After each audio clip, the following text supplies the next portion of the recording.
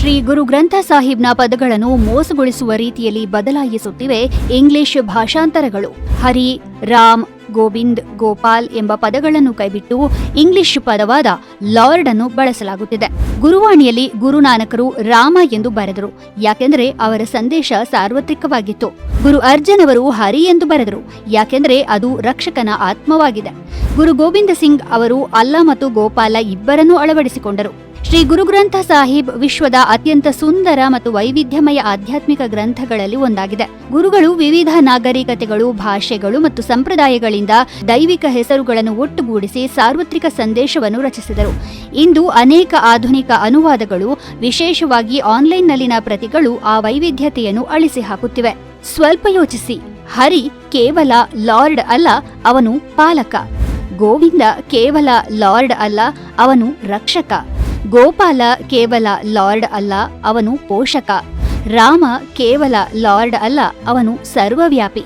ಎಲ್ಲವನ್ನೂ ಒಂದೇ ಪದದಿಂದ ಬದಲಾಯಿಸುವುದರೊಂದಿಗೆ ಅರ್ಥ ಬದಲಾಗುತ್ತದೆ, ಭಾವನೆ ಬದಲಾಗುತ್ತದೆ ಮತ್ತು ಇದು ಮಾತ್ರವಲ್ಲದೆ ಗುರುವಿನ ಸಂದೇಶವೂ ಬದಲಾಗುತ್ತದೆ. ಗುರುಗಳು ಯಾವುದೇ ಹೆಸರನ್ನು ಎಂದಿಗೂ ತೆಗೆದುಹಾಕಲಿಲ್ಲ, ಅವರು ಎಲ್ಲರನ್ನೂ ಅಳವಡಿಸಿಕೊಂಡಿದ್ದಾರೆ. ಆದರೆ ಇಂದು ಈ ಹೆಸರುಗಳನ್ನು ತೆಗೆದುಹಾಕುವ ಮೂಲಕ ಓದುಗರಿಗೆ ಫಿಲ್ಟರ್ ಮಾಡಿದ ನಕಲಿ ಗುರುವಾಣಿಯನ್ನು ಕಲಿಸಲಾಗುತ್ತಿದೆ. ಅದರಲ್ಲಿ ಆಧ್ಯಾತ್ಮಿಕ ಅರ್ಥವೇ ಕಾಣೆಯಾಗಿದೆ. ಈ ತಪ್ಪು ಹೇಗೆ ಪ್ರಾರಂಭವಾಯಿತು ಎಂಬುದನ್ನು ನೋಡೋಣ. 20ನೇ ಶತಮಾನದ ಕೆಲವು ಗುಂಪುಗಳು ಸಿಖ್ ಧರ್ಮವನ್ನು ಭಾರತೀಯ ಆಧ್ಯಾತ್ಮಿಕ ನಿರಂತರತೆಯಿಂದ ಪ್ರತ್ಯೇಕವಾಗಿ ಚಿತ್ರಿಸಲು ಪ್ರಯತ್ನಿಸಿದವು. ಅನೇಕ ಅನುವಾದಕರು ಬೈಬಲ್ ಶೈಲಿಯನ್ನು ಅನುಸರಿಸಿದರು, ಅಲ್ಲಿ ಎಲ್ಲಾ ಹೆಸರುಗಳು ಲಾರ್ಡ್ ಅಥವಾ ಗಾಡ್ ಆಗುತ್ತವೆ, ಮತ್ತು ಕೆಲವರು ಹರಿ, ರಾಮ ಮತ್ತು ಗೋಪಾಲನಂತಹ ಹೆಸರುಗಳನ್ನು ಸೇರಿಸುವುದರಿಂದ ಭಾರತೀಯ ಸಂಪ್ರದಾಯಕ್ಕೆ ಸಂಪರ್ಕವಿದೆ ಎಂದು ಭಯಪಟ್ಟರು. ಆದರೆ ಗುರುಗಳು ಆಯ್ಕೆ ಮಾಡಿದ ಹೆಸರುಗಳನ್ನು ತೆಗೆದುಹಾಕುವುದು ನಮ್ಮ ಹಕ್ಕಲ್ಲ. ಅನುವಾದಗಳಲ್ಲಿ ಗುರುಗಳ ಮೂಲ ಧ್ವನಿಯನ್ನು ಪುನಃ ಸ್ಥಾಪಿಸುವ ಸಮಯ ಈಗ ಬಂದಿದೆ.